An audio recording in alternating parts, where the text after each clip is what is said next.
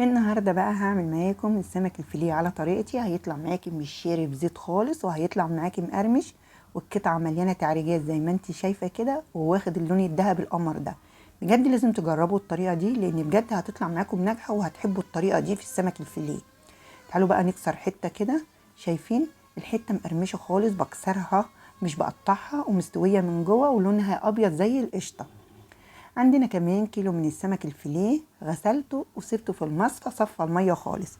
بعد كده بتجيبي سكينتك الحاده وتبتدي بقى تقطعيه المقاس اللي انت عايزاه. في ناس بتحب تقطعه كبير، في ناس بتحب تقطعه صغير، في ناس بتحب تقطعه زي الاستريبس، انت زي ما تحبي قطعيه. متاكده ان شاء الله اول ما هتجربوا الطريقه دي هتحبوها. واللي مش هيحب السمك الفيليه هيحب ايه السمك الفيليه بعد ما يجرب الطريقه دي. بجد الطريقه سهله والنتيجه مبهره. تعالوا بقى نشوف ايه التوابل بتاعتنا. عندنا ايه؟ كزبره ناشفه، توم باودر، عندي بابريكا، عندي زنجبيل، عندي كمون وشطه وملح وكركم، وكل دول معالق صغيره. تمام. بعد كده هنحط ايه؟ معلقتين كبار من عصير الليمون، وهحط كمان معلقه كبيره مليانه من الثوم الفريش المفروم، ونقلبهم كويس عشان القطع السمك الفيليه دي تتبل كويس من الايه، من التوابل اللي احنا حطيناها ومن الثوم. انا عشان مش مستعجله عليه هسيبه في التلاجة ساعه. انت مستعجله عليه عادي، بعد ما تتبليه اقلي على طول عادي، مفيش اي مشكله. تعالوا بقى نحضر الكفر السائل بتاعنا. ده كله نص معلقه صغيره. عندي ملح، بهارات السمك، فلفل اسود، كمون، توم باودر، كمان عندي كزبره ناشفه، وعندي زنجبيل، ودول كلهم نص معالق صغيره. هحطهم على كوبايتين من الدقيق، وهحط ايه كوبايه ونص من الميه الفتره العاديه، والكوبايه اللي عايرتي بيها الميه هي اللي هتعايري بيها الدقيق. وحطي الميه بشويه بشويه عشان الخليط ما يبقاش معاكي سائل زي الميه. يعني حطي شويه بشويه لغايه ما توصلي لقوام عجينه الكريب. هي خدت الايه الكوبايه ونص ميه كلها، وما حطيتش تاني. كده القوام 10/10 زي الفل. هنحط بقى رشه من بودره الزعفران ونقلب كويس.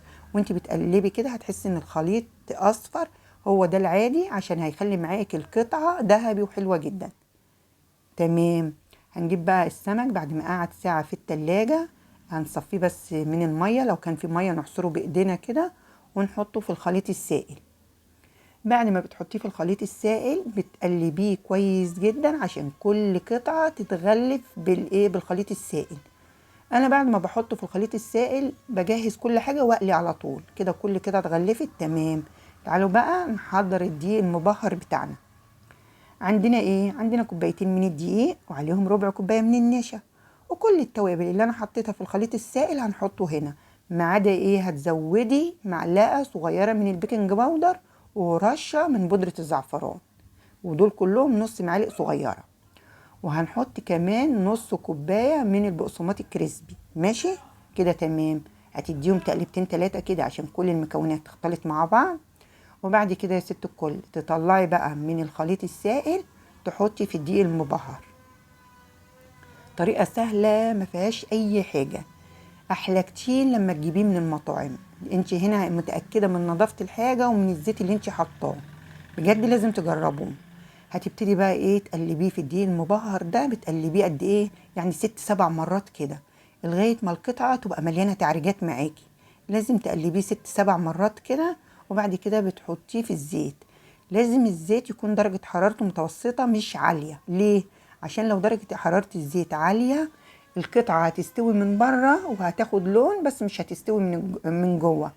خلي الزيت على درجة حرارة متوسطة، ما تعليش البوتاجاز قوي. يعني لو عندك ترمومتر وتقيسي الزيت كده هتلاقي درجته على درجة حرارة 180. بعد ما بياخد لون او قصدي ما بيتحمر من تحت بعد دقيقتين بقلبه على الوش التاني برضو بياخد دقيقتين، ما بياخدش اكتر من كده. يعني لو الزيت غزير بياخد معاكي بالكتير قوي 5 دقايق. بعد ما اتحمر من تحت قلبته على الوش التاني. شايفين السمكية قطعة السمك الفيليه باينة قدامكم ان هي مقرمشة وواخدة اللون القمر ده. شايفين التعريجات؟ حاجة كده من الاخر. انا هنا صحيح حطيت قشر ليمون، كنت عصرة ليمون وحطيت القشر بتاعه. ليه؟ عشان يمتص ريحة القلي.